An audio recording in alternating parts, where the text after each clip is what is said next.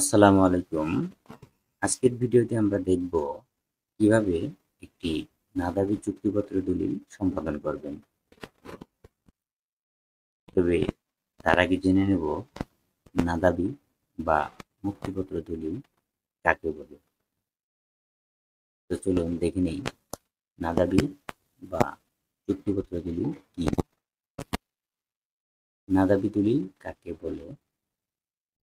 এটা হচ্ছে নাদাবি দলিল ডিড অফ রিলিজ বলতে সাধারণত একটি আইনি দলিলকে বোঝায় যার মাধ্যমে একজন ব্যক্তি নির্দিষ্ট কোনো সম্পত্তির উপর তার সমস্ত স্বত্বাধিকার বা দাবি আনুষ্ঠানিকভাবে পরিত্যাগ করেন বা ছেড়ে দেন।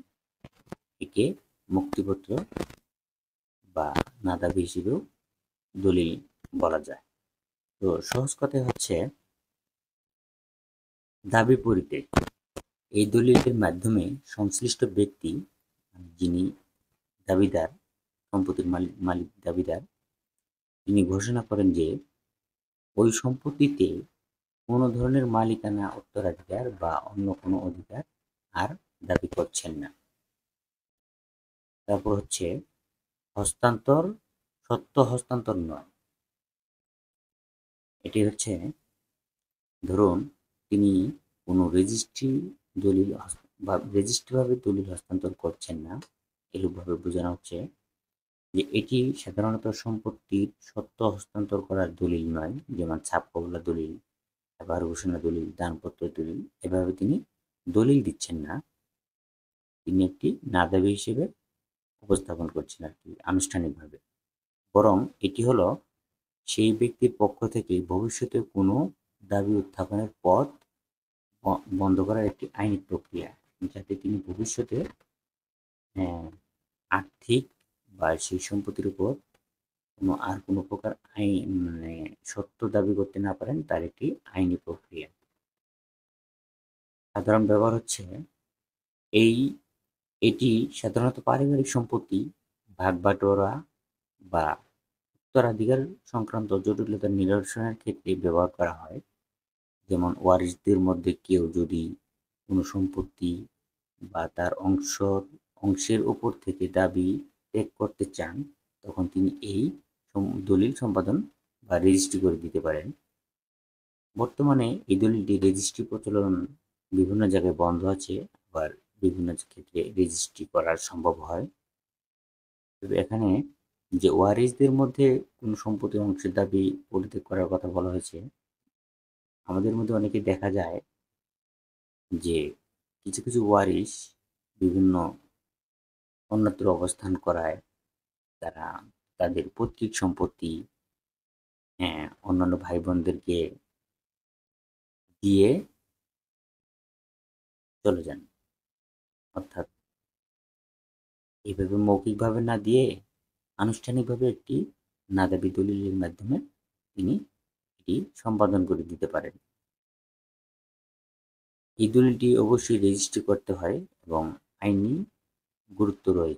আইনি গুরুত্ব রয়েছে। ভবিষ্যতে সম্পত্তির মালিকানা নিয়ে যাতে কোনো বিরোধ সৃষ্টি না হয়, সেজন্য এই দলিলটি একটি গুরুত্বপূর্ণ ভূমিকা পালন করে। তবে আজকে আমরা দেখব রেজিস্ট্রি ছাড়া কিভাবে আপনি একটি ঘরোয়াভাবে নাদাবি দলিল সম্পাদন করবেন।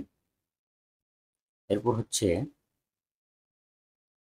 দলিলটি কিভাবে আমরা একটি তৈরি করব, তার একটি নমুনা দেখাচ্ছি আগে, পুরো দলিল তৈরি করার আগে।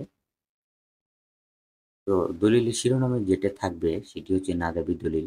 দলিলের শিরোনামে তার লেখা থাকবে। এবং যদি দলিলটি রেজিস্ট্রি করা হয়, তাহলে রেজিস্ট্রি অফিস কর্তৃক পূরণীয় হবে দলিল নাম্বার, বই নং, ক্রমিক নং। এটি যদি রেজিস্ট্রির ক্ষেত্রে এটি হবে, এবং নিবন্ধন কার্যালয়ের নাম থাকবে, দলিল সম্পাদনের তারিখ থাকবে বাংলা ও ইংরেজিতে। প্রথম পক্ষ দাবি ত্যাগকারী দাতা। এখানে প্রথম পক্ষ আমরা গ্রহীতাকেও দিতে পারি, যিনি উনি গ্রহণ করছেন, অথবা দ্বিতীয় পক্ষ দিতে পারি। যাই হোক, তার পরিচিতি হচ্ছে তার নাম, ঠিকানা, ধর্ম, পেশা, ঠিকানা এবং জাতীয় পরিচয়পত্র সহ আমরা একটি লিখব। দ্বিতীয় পক্ষ দাবি থেকে মুক্ত দাবি থেকে মুক্তপ্রাপ্ত মানে গ্রহীতা তিনি গ্রহণ করছেন, ইনাকে প্রথম পক্ষ হিসেবে দেওয়া যায়, দ্বিতীয় পক্ষ হিসেবে দেওয়া যায়, মানে যার অনুকূলে দাবি ত্যাগ করা হচ্ছে, মানে যিনি গ্রহণ করছেন আর কি, তার নাম ঠিকানা, জাতীয় পরিচয়পত্র, গ্রাম ঠিকানা দেওয়া হবে। এবং দলিলের সারসংক্ষেপ হচ্ছে, দলিলটি কি ধরনের? দলিলটি হচ্ছে না দাবিপত্র দলিল। দাবি ত্যাগের উদ্দেশ্য হচ্ছে এখানে স্পষ্টভাবে উল্লেখ করতে হবে দলিলটির বর্ণনায় যে তিনি কেন দাবি ত্যাগ করছেন, যেমন পারিবারিক আপোষ মীমাংসা, সম্পত্তি বন্টন বা অন্য কোনো আইনি জটিলতা নিরসনের জন্য। হতে পারে দলিলটি বিভিন্ন মামলা মোকদ্দমা থাকতে পারে ওয়ারিশদের মধ্যে, হয়তোবা ওয়ারিশরা মামলা মীমাংসা করে সেই জমিটি তার, যিনি মামলা মীমাংসা করবেন তিনি দলিলটি ভোগ-দখল করবেন, জমিটি ভোগ-দখল করবেন। এরূপ দাবি ত্যাগকারী স্বেচ্ছায় ও সুস্থ মস্তিষ্কে এই দাবি ত্যাগ করছেন, এই দলিলে তা উল্লেখ থাকতে হবে তিনি স্বেচ্ছায় এবং সুস্থ মস্তিষ্কে দাবিটি পরিত্যাগ করছেন, সম্পত্তিটির দাবি পরিত্যাগ করছেন, এবং এর বিনিময়ে কোনো প্রকার অর্থ বা প্রতিদান গ্রহণ করছেন না। অনেক ক্ষেত্রে আছে অনেকে ওয়ারিশ যাদেরকে টাকা বা আর্থিক দিয়ে দলিলটি একটি দলিল সম্পাদন করে নেওয়া হয়, না দাবি দলিল সম্পাদন করে নেওয়া হয় টাকার বিনিময়ে। সেটিও আমরা দেখব কিভাবে টাকা দিয়ে না দাবি দলিল সম্পাদন করে নেওয়া হয়, এমনকি টাকা ছাড়াও। কিভাবে লিখবেন চলুন দেখে নিই। এখন একটি পরিপূর্ণ না দাবি দলিল দেখে নেব প্রস্তুত করার জন্য। তবে তার আগে ছোট্ট একটি অনুরোধ করছি, যদি আমার ভিডিওটি আপনাদের কাছে ভালো লাগে তাহলে আমার চ্যানেলটি অবশ্যই সাবস্ক্রাইব করে রাখবেন এবং এরকম কিছু গুরুত্বপূর্ণ ভিডিও আপনাদের পেতে খুব সুবিধা হবে। তো চলুন দেখে নিই কিভাবে আমরা একটি না দাবি দলিল প্রস্তুত করব। তো না দাবি দলিল প্রস্তুত করার আগে আরও কিছু তথ্য জানার দরকার, যে না দাবি দলিলে কী কী থাকা দরকার। যেমন দলিলে, না দাবিকৃত দলিলে না দাবি সম্পত্তির তফসিল, সেই তফসিলে থাকতে হবে জেলা, উপজেলা, থানা, মৌজার নাম, জেল নাম্বার, খতিয়ান নাম্বার, যে খতিয়ান থেকে, যেমন RS খতিয়ান, CS খতিয়ান বা SA খতিয়ান, দাগ নাম্বার, জমির পরিমাণ এবং সম্পত্তির শ্রেণী ও মূল্য। না দাবিকৃত সম্পত্তির পরিমাণ দাবি ত্যাগকারী যতটুকু অংশের দাবি ছাড়ছেন সেটুকুই এখানে তুলে ধরতে হবে। তো অঙ্গীকার ঘোষণা, এই অংশটি এই অংশটি না দাবি দলিলের সবচেয়ে গুরুত্বপূর্ণ অংশ হচ্ছে, যেখানে দাবি থেকে চূড়ান্ত ঘোষণা থাকে, যে প্রথম পক্ষ দাবি ত্যাগকারী ঘোষণা করছেন যে অদ্য হইতে তফসিল বর্ণিত সম্পত্তির উপর তার বা তার ওয়ারিশদের কোনো প্রকার শর্ত, স্বার্থ, দাবি দেওয়া বা আপত্তি রহিল না। যিনি দাবি ত্যাগ করছেন তিনি এইভাবে দলিলে উল্লেখ করে যাবেন এবং বলে যাবেন যে তার ভবিষ্যতে আর কোনো প্রকার সত্য, স্বার্থ তিনি বা তার ভবিষ্যতে সত্য বা স্বার্থ রহিল না ওয়ারিশদের মধ্যে। ভবিষ্যতে কোনো প্রকার দাবিও করতে পারবেন না। আইনি ফল হচ্ছে, যদি ভবিষ্যতে কেউ দাবি করে তবে তা সর্ব আদালতে বাতিল বা অগ্রাহ্য হইবে এবং নামঞ্জুর বলিয়া গণ্য হইবে। দাবি ত্যাগকারী দ্বিতীয় পক্ষকে সম্পত্তির উপর নিরঙ্কুশ মালিকানা এবং দখল বহাল রাখার জন্য জমিটি মুক্ত অবস্থায় ক্ষমতাবান করলেন। তারপর দলিলে থাকবে স্বাক্ষর ও শনাক্তকরণ। প্রথম পক্ষের স্বাক্ষর থাকবে, দ্বিতীয় পক্ষের স্বাক্ষর থাকবে, অর্থাৎ দাতা, গ্রহীতা, উভয় পক্ষের স্বাক্ষর থাকবে দলিলে, এবং সাক্ষীগণের নাম ঠিকানা থাকবে। কমপক্ষে 3 জন সাক্ষী থাকবে, কমপক্ষে এখানে কমপক্ষে 3 জন সাক্ষী থাকবে, উভয় পক্ষে পরিচিত, এবং একজন খুব পরিচিত অথবা দলিল লেখক শনাক্তকারী, তিনি উভয় পক্ষকে শনাক্ত করবেন বা চিনেন, পরিচিত এরকম। এখানে সেটা হতে পারে আপনার দলিল লেখক অথবা কোনো পরিচিত ব্যক্তি। এটা রেজিস্ট্রির ক্ষেত্রে মুসাবিদাকারী দলিল লেখকের নাম, ঠিকানা, সনদ নম্বর সহ। অথবা আপনি যদি দলিলটি রেজিস্ট্রি না করেন তাহলে একজন আইনজীবীর মাধ্যমে দলিলটি নোটারি পাবলিক করে নিতে পারবেন। নোটারি পাবলিক করে নিয়ে নাদাবি দলিলটি প্রস্তুত করে নেব। তো এবার আমরা পরিপূর্ণ একটি নাদাবি দলিলে চলে যাব। হচ্ছে আমরা এখানে দিয়েছি, প্রথমে লিখেছি বরাবর, অর্থাৎ যার বরাবরে দাবিটি ত্যাগ করা হচ্ছে, যিনি গ্রহীতা হচ্ছে, নাদাবি গ্রহীতা হচ্ছেন, যিনি জমিটি পাবেন। তো তার নাম ঠিকানা হচ্ছে এখানে পরিপূর্ণ নাম ঠিকানা, জাতীয় পরিচয়পত্র সহ তার পূর্ণ ঠিকানা, তারপর হচ্ছে নাদাবি দলিল, নাদাবি পত্র দলিল, জমিটির এখানে আমরা দিয়েছি মৌজা, তারপর জমির পরিমাণ, নাদাবিকৃত জমির পরিমাণ আমরা দিয়েছি 8%, 8 সমস্ত 100/25, অর্থাৎ 8.25% জমি, মূল্য 3 লক্ষ টাকা। এখানে আর যদি মূল্য পরিশোধ করা হয় তাহলে মূল্য দিবেন, অথবা যদি মূল্য পরিশোধ না করা হয় সেক্ষেত্রে আমরা দেবো এখানে অনুমান মূল্য। জমিটির একটি সরকারি ভ্যালু অনুপাতে আমরা একটি অনুমান মূল্য তুলে দেব যদি মূল্য পরিশোধ করে না হয়। তারপর হচ্ছে বিক্রেতা অথবা দাতা, তার নাম ঠিকানা, পরিপূর্ণ নাম ঠিকানা দিবেন এবং চলমান পাতা 2। এটি হচ্ছে আমরা 100 টাকা মূল্যের মোট 3টি স্ট্যাম্পে আমরা এটি লিখবো। এটি ঘরোয়াভাবে লিখতেছি, আমরা এটি রেজিস্ট্রির জন্য লিখতেছি না, আজকে যেটি দেখাচ্ছি। এবং দ্বিতীয় পাতায় চলে আসতেছি, এখানে তিনি কিভাবে মালিক হয়ে জমিটি তার সত্ত্ব পরিত্যাগ করছেন, তার দাবি পরিত্যাগ করছেন, সেটি আমরা এখন দেখব। পরম করুণাময় মহান সৃষ্টিকর্তার নাম স্মরণ করিয়া অত্র নাদাবিপত্র দলিল লেখা আরম্ভ করিলাম। জেলা জামালপুর, উপজেলা দেওয়ানগঞ্জ, মৌজা।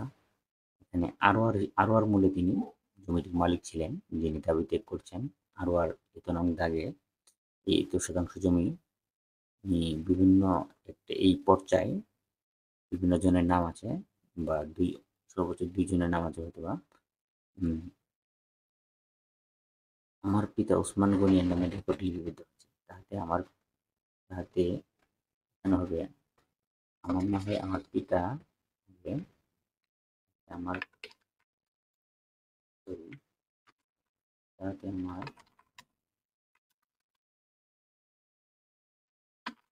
পিতার হিস্সায়, তাতে আমার পিতার নামে 500 হিস্সায় 39% জমি, বর্তমান মালিক ও ভোগবান মালিক দখলে থাকা অবস্থায় আমার পিতা ওসমান গনি মৃত্যুবরণ করিলে এক স্ত্রী, 2 পুত্র, 3 কন্যা ওয়ারিশ বিদ্যমান রাখিয়া যান। তাহাতে আমি অত্র দলিল দাত্রী উক্ত ওসমান গনির পরবর্তী ওয়ারিশ কন্যা হিসেবে আমার প্রাপ্তাংশের 68% জমি, অর্থাৎ তিনি যদি আরো জমির মালিক হয়ে থাকেন, অধিক জমির মালিক হয়ে থাকেন, তন্মধ্য হইতে আমরা এখানে লিখবো, তাহলে আমার প্রাপ্তাংশের জমি হইতে লিখবো। এখানে এই জায়গাটায় আমরা লিখবো যে প্রাপ্তাংশের জমি হইতে, এখানে আমরা লিখবো প্রাপ্তাংশের জমি হইতে 68% জমি। আর যদি টোটালে তিনি যদি 68% পেয়ে থাকেন তাহলে আমার প্রাপ্তাংশের 68% জমি অত্র দলিলে নাদাবিকৃত ভূমি বটে। অনেক ক্ষেত্রে আছে জমিটি উত্তরাধিকার সূত্রে ভাই বোনের মধ্যে এরকম হয় যে ভাই ইতিপূর্ব হতে জমিটি ভোগ দখল করে আসছেন, বোন অন্যত্র অবস্থান করায়। এরূপ ক্ষেত্রে নাদাবি যে দলিলটি লেখা হয় আমরা সেটি লিখছি। যেমন ভাই যদি যেমন তুমি গ্রহীতা ইতিপূর্ব হতে উক্ত জমি ভোগ দখল করিয়া আসিতেছ, উক্ত জমিতে আমি কোনোদিন ভোগ দখলে যাই নাই বা ভবিষ্যতেও ভোগ দখল করার ইচ্ছা নাই মর্মে নিম্ন সাক্ষীগুলোর মোকাবেলায় অত্র এলাকার মহৎ মাতব্বরগণের সম্মুখে পূর্বেই 3 লক্ষ টাকা বুঝিয়া পাইয়া উক্ত জমির যাবতীয় শর্ত স্বার্থ ছাড়িয়া দিয়াছি।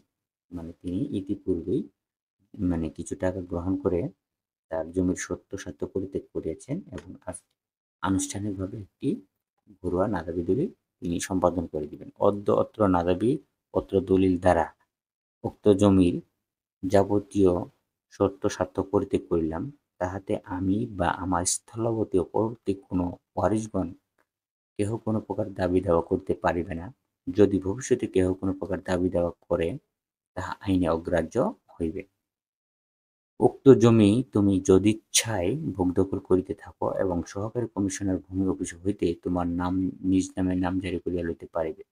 এরূপ ক্ষেত্রে যদি আপনি নোটারি পাবলিক করে নিতে পারবেন এই ঘরোয়া ঘরোয়া দলিলটি, তাহলে আপনাকে আপনি নিজে হয়তো বা নামজারিও করতে পারবেন এরকম। এতদার্থে স্বেচ্ছাসেবী সুস্থ মস্তিষ্কে অত্র নাদাবিপত্র দলিল লেখাইয়া সম্পাদন করিয়া দিলাম। এখানে আপনার ইতিসন দিবেন, বাংলা ইংরেজি দুটো সন দিবেন। চলমান পাতা 3, আমরা 3টি স্ট্যাম্পে যেহেতু লিখছি চলমান পাতা 3, এখানে আমরা পাতা 3-এ চলে আসলাম। ভূমির এখন তফসিল দেব আমরা এখন। ভূমির জেলা, উপজেলা, মৌজা দিলাম। তারপর এখানে আমরা দিচ্ছি খতিয়ান। আমরা যেহেতু আরওয়ার মূল্য দিচ্ছি, এখানে আরওয়ার ঘরে আমরা আরওয়ার খতিয়ান দিচ্ছি, বিআরএস নাই, খারিজ নাই। আমরা আরওয়ার দাগের ঘরে আমরা দাগ দিলাম এবং জমিটির শ্রেণী, নামা, কান্দা, ডোবা যেটি হোক, আমরা জমির শ্রেণী তুলে দেব এবং ওই এই দাগে মোট জমির পরিমাণ কত আছে সেটি আমরা এখানে উল্লেখ করে দিয়ে এবং নাদাবির অংশটুকু আমরা এখানে উল্লেখ করে দেব এই ঘরে। যেমন হস্তান্তরিত যেটুকু পরিমাণ জমি হস্তান্তর করা হচ্ছে সেটুকু পরিমাণ আমরা এখানে হস্তান্তর তুলে দেব। আমরা যেহেতু আমাদের একটি দাগ তুলে দিচ্ছি, আপনাদের যদি একাধিক থাকে আপনারা একাধিক দাগ তুলে দিবেন। আমরা নিচের ঘরটি তুলে দিচ্ছি, নিচের একটি ঘর বাদ দিয়ে দিলাম এবং এখানে লিখলাম মোট 78% জমির কাতে, মানে 78% জমির কাতে সেই দাগটির পশ্চিমাংশে নাদাবিকৃত দেওয়া হলো আপনার 68%। তো অতএব আমরা এখন কথায় লিখলাম মজি হচ্ছে কথায় 68%, 8 সমস্ত 100 ভাগের 25% জমি মাত্র। এর নিচে আপনারা দিতে পারেন জমিটির চৌহদ্দি। নিচে আপনারা জমিটির একটি চৌহদ্দি দিন, চৌহদ্দি যেমন এই 68% জমি চৌহদ্দির উত্তর পাশে উত্তরতে থাকলো, আমি একটু ব্ল্যাঙ্ক রাখলাম কমা দিয়ে, দক্ষিণে এবং হচ্ছে পূর্বে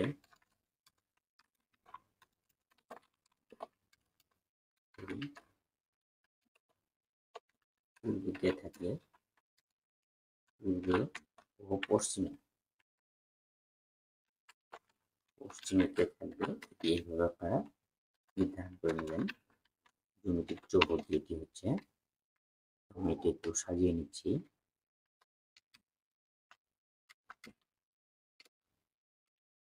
ঠিক আছে, এইভাবে আপনারা এই গ্যাপের মধ্যে আপনারা এইভাবে পূরণ করে নেবেন, উত্তর, দক্ষিণ, পূর্ব, পশ্চিম। এবার হচ্ছে অত্র নাদাবিপত্র দলিল 3 ফর্দে স্ট্যাম্প দ্বারা লিখিত এবং 3 জন সাক্ষী রইল। দলিলে আপনার 3 জন সাক্ষী নেবেন। এটি ঘরোয়া, আমি আগে বলেছি এটি রেজিস্ট্রির জন্য নয়। ঘরোয়াটি আপনারা কাজে লাগাতে পারবেন, কোনো সমস্যা হবে না আশা করি। যেহেতু 300 টাকার স্ট্যাম্পে আইনসম্মত স্ট্যাম্প এবং নোটারি পাবলিক, একজন দলিল লেখক অথবা একজন আইনজীবীর মাধ্যমে এটি আপনারা যদি নোটারি পাবলিক করে নেন তাহলে কোনো সমস্যা হবে না। তো এখানে আইনজীবী অথবা এই যে দলিল লেখকের নাম স্বাক্ষর থাকবে, তার সনদ নাম্বার থাকবে, তার ঠিকানা, মুসাবেতকারী ও স্বাক্ষর, তিনি স্বাক্ষর করবেন এবং সাক্ষীগণের নাম ও স্বাক্ষর। এখানে 3 জন সাক্ষী থাকবে, সাক্ষীর নাম, পিতা, গ্রাম। 2 নম্বর হচ্ছে সাক্ষীর নাম, পিতা, গ্রাম। 3 নম্বর হচ্ছে সাক্ষীর নাম, পিতা, গ্রাম। এইভাবে আপনারা একটি নাদাবিপত্র দলিল প্রস্তুত করবেন। তো আশা করি আপনাদের ভিডিওটি যদি কাজে আসে এবং উপকার আসে, আমার চ্যানেলটি অবশ্যই সাবস্ক্রাইব করে রাখবেন। ধন্যবাদ, ভালো থাকবেন সবাই।